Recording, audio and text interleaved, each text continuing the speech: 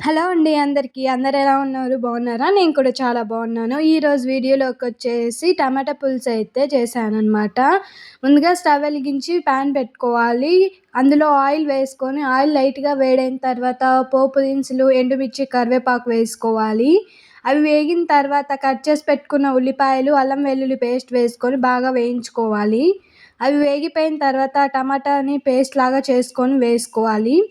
టమాటాలోంచి oil పైకి తేలుతున్న తర్వాత పసుపు, కారము, సాల్ట్ వేసుకొని కలుపుకోవాలి.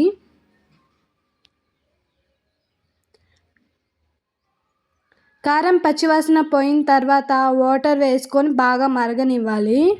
లాస్ట్‌లో కొంచెం ధనియాల పొడి వేసుకొని అలాగే గరం మసాలా వేసుకుంటే టమాటా పులుసు అయితే రెడీ అయిపోతుంది.